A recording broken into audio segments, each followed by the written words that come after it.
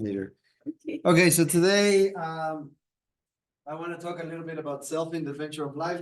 Honestly, this talk is a little bit all over the place. It feels like things are disconnected. For me, they kind of go together. They kind of make sense, and I, I, it's weird. But anyway, it's like shitty coaching what I do.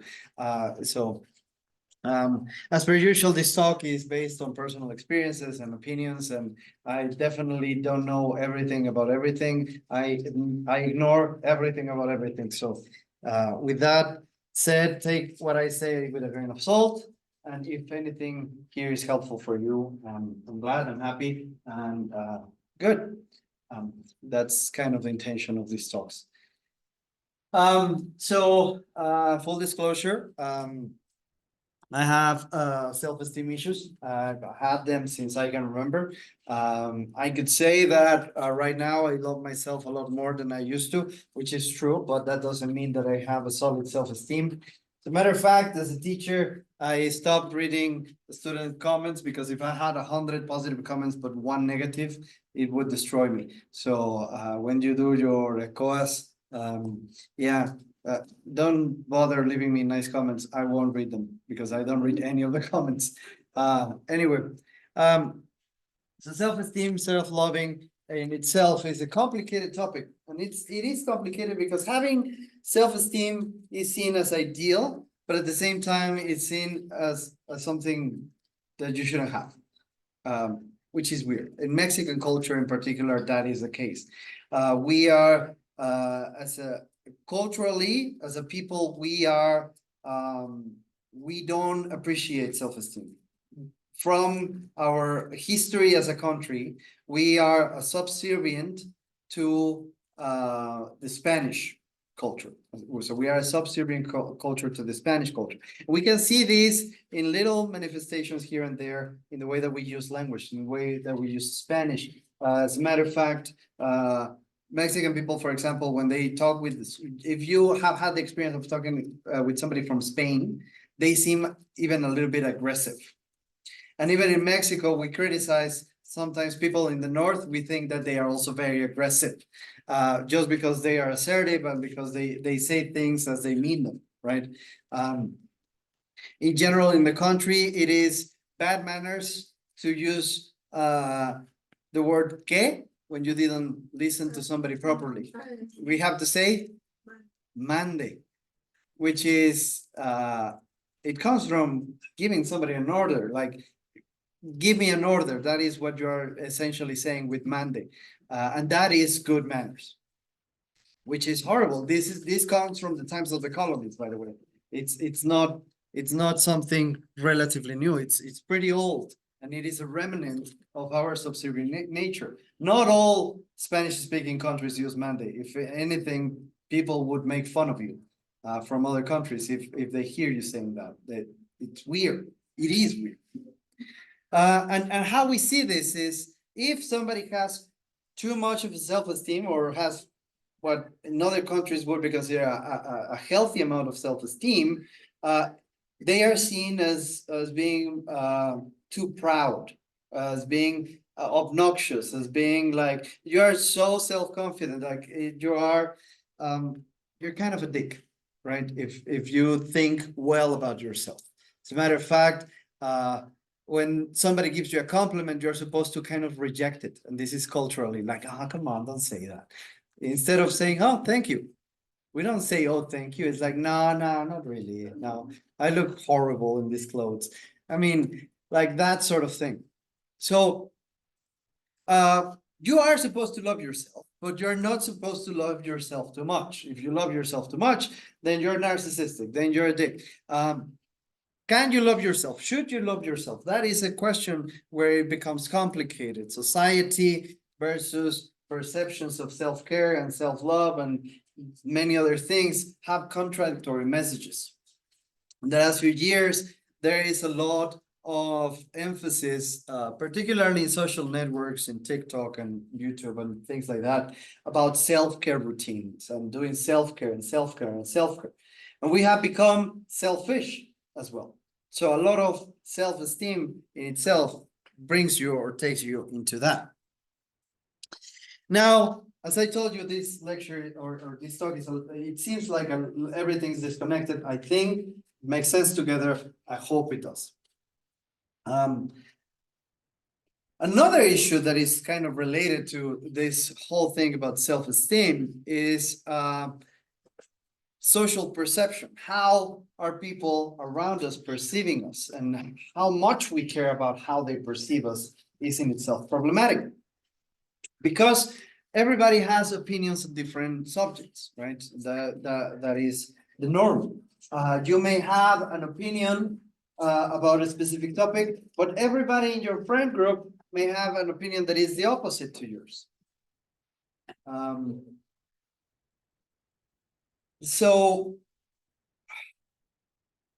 let me get to the anecdote part and why I have this particular picture here. This picture is from a movie that came about 18 years ago, Spider-Man 3. Yes, Spider-Man 3, when it came out, it was received with a lot of shit, a lot of negative comments. People hated this movie. They hated the scene where Peter Parker is dancing in the streets and then he dances in a jazz club and all that. As of the last few years, it has become a meme. Now people think it's funny. But when it came out, it was hated. I remember watching this movie in theaters with my friends. And the movie actually resonated with me. To me, everything I watched made sense. And I actually loved the movie. I didn't like it. I loved it. I loved the movie. All my friends started talking shit about the movie as soon as it finished. And I disagreed with them. And what happens when you disagree with the opinion of a group of people? They say that you're wrong. I mean, it's an opinion. It's a fucking movie. If a person likes the song, it doesn't mean that everybody needs to like the song. You know, what matters is that you like it. And nowadays, it seems like we are afraid of sharing our opinions as a society. Because if our opinions go against the opinions of everybody else, we get canceled, get called names, we get called many things, etc. So how is this connected to your self-esteem, which is what I am originally kind of trying to address here? What opinion will you have of yourself if all your opinions seem to be wrong? How can you love who you are as a person if everything that you seem to like is hated by others? Then you stop trusting yourself. You stop believing in your own words, and then you start adhering yourself to the other people's opinions, on other people's takes, other people's likes and dislikes. And it has come to the point in which people start liking or hating things that they haven't even watched, that they haven't even read, that they haven't listened, that they know nothing about. I think it's really funny that from time to time I get a friend or somebody that I know or a student talking about how shitty a movie is when they haven't watched the movie. But all the critics are saying this and that. Yes, but you haven't watched it. So it is not your opinion. That in itself is where I say we have a problem. And then we're afraid of defending the things that we like because we are afraid of the consequences of that. We are afraid of the social criticism, and we end up discriminating ourselves. And that in itself, I think, is problematic. A couple of years ago, I was studying my master's and I had a philosophy class, and we read about the different types of adventures from, I think it's a Russian philosopher, probably Ukrainian, I don't know. His last name is Yankelevich. He talks about the adventures of life and how involved we are in these adventures. And I will get back to this. These are ways in which we can address life and we can understand things that surround us, and we can probably understand ourselves.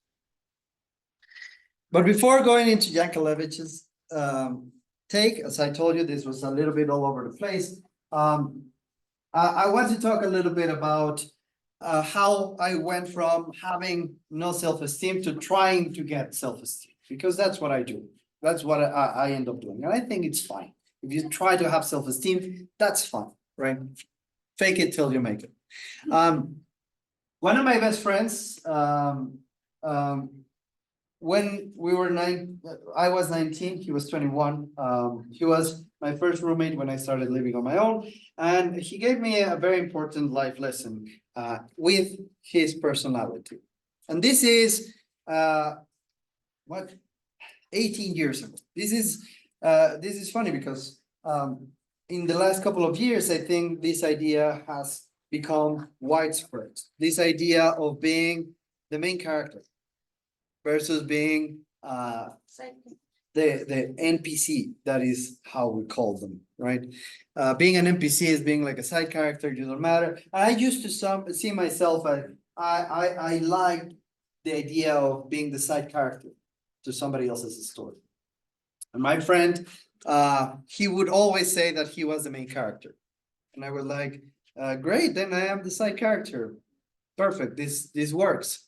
And he said that no, that I was wrong, that I could not be a side character in my own life. You have to be the main character in your own life. You need to take that place, reclaim your position in the story of your own life. Your decisions matter. You are the only one living that life. We all are living our own story. We make the story ours. If we see ourselves as NPCs, then we are somebody else's victim. We are somebody else's support, but we are nothing even to ourselves. So there are, how can you become that main character? Well, first of all, do you dress like if you were the main character, or are you trying to disappear into the background? That is one thing to think about. So he taught to me that I needed to dress like I care for myself, even if I didn't. So there are in English two sayings that kind of fall into what the message was. It's dress for the job you want, not for the one you have, and fake it till you make it. So I didn't feel, and many times in this point of my life, I probably don't feel like I matter enough, which is a sad thing to say and a sad thing to admit. But if I change the way I project into it, then I am taking control of my own life. And that is important, taking control of your own life, taking control of your self-perception. Even if you don't believe it, if you can't project it, you can gain that confidence that you probably don't have and move forward. So Yankelevich, going back to this idea of the adventure and trying to connect all these dots, Yankelevich talks about something that is important. Our opinions matter because they are our opinions. That's not actually what Yankelevich talks about, but what I'm going to is this idea of the adventure. Yankelevich talks about the adventures of life. We are in these different situations, different circumstances in our life over which we have control. And we decide how involved we are with those things, with those adventures, with those enterprises, if you want to call them that way, right? So in life, things will navigate between being very serious and being very playful. And in this navigation, we embark on different actions and we get involved in different circumstances, different social groups, etc. And we can decide how involved we're going to be. Yankelevich talks about an adventure being focused on it being too serious. We get overly involved. We get fully invested. We are willing to give it everything we have. But when you give everything you have, then you have nothing. It sounds very romantic. It sounds ideal, doesn't it? Like if you believe in something, give it all. And that sounds, in theory, great. Are you willing to put your life on the line for something?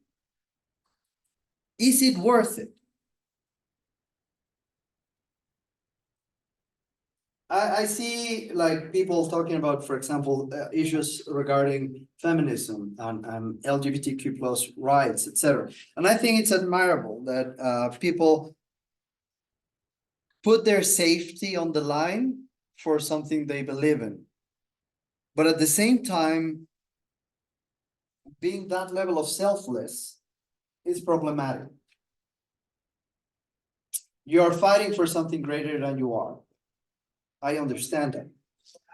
But if you die, the fight will end. This is what JAZxTalk calls the deadly adventure. Because putting everything in the line is, if you lose everything. On the other side of the spectrum, we have the adventure he called the aesthetic adventure. I'm giving you the name from the beginning. It already gives you the idea, right? An aesthetic adventure. Let's go back to the idea of these people that fight for the rights of women, that fight for the rights of the LGBT communities, etc., etc. But they only do it through tweets or likes. You believe in something, give it a like. A retweet, exactly. Not even using your words. You just retweet it. You put the icon and that's it. Yeah. And then you are an activist. Yeah. You're not an activist. You are not involved into whatever it is that you are. But this aesthetic adventure is just for the posing, just for saying that you're sort of involved into something. You are not putting anything in, right? You're like at the first sight of danger, you're already gone. You were not even there, as a matter of fact, right? You're not even willing to march for a cause. You don't give anything to it. And then JAZxTalk says that there is an adventure in which you can be fully invested, but at the same time, you are not fully invested. And I think that there is a value here. He called this the loving adventure, in which you're willing to defend your ideals, but you are also willing to defend who you are as a person. And it all circles back to the idea of self-esteem. What is to have self-esteem? What is a healthy amount of self-esteem? What is a healthy amount of self-esteem is having your own opinions and defending them, but not dying for them. I would talk to my friends about Spider-Man 3 and I would defend it. But at the same time, I say that I have shit taste, because I have shit taste. I like Imagine Dragons. Like I make jokes like this constantly. Like yeah, I like Ricardo Arjona. So I mean, somebody asked me, "Hey, have you listened to this song?" And I say, "Yeah, I don't like it, but don't trust me. I like Ricardo Arjona, so I don't have a solid opinion on musical taste, but I like it and I defend it, and that's what matters, doesn't it?" I have I believe that self-esteem at this point of my life is not about it's not about killing yourself to prove a point. It's not about over loving yourself, but loving yourself enough that you are fully committed to who you are as a person. You're fully committed to your opinions, but at the same time, you don't take yourself too seriously and you don't get insulted or disagreed or you're afraid of expressing who you are, right?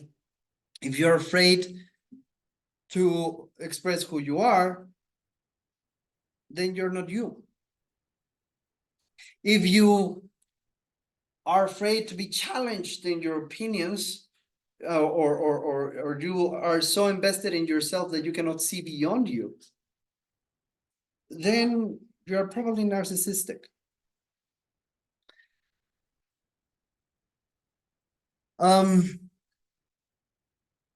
If we understand actions as adventures, we can be proud of what we do and laugh at the people that mock us, and probably laugh with them, not at them, but we can laugh with them. We do things that we enjoy because they are ridiculous. And that's okay. Because at the end of the day, we like them. And it doesn't matter how ridiculous things are. So be proud of who you are. Be proud of your shitty opinions. And don't be afraid of expressing them. That's it. Thank you.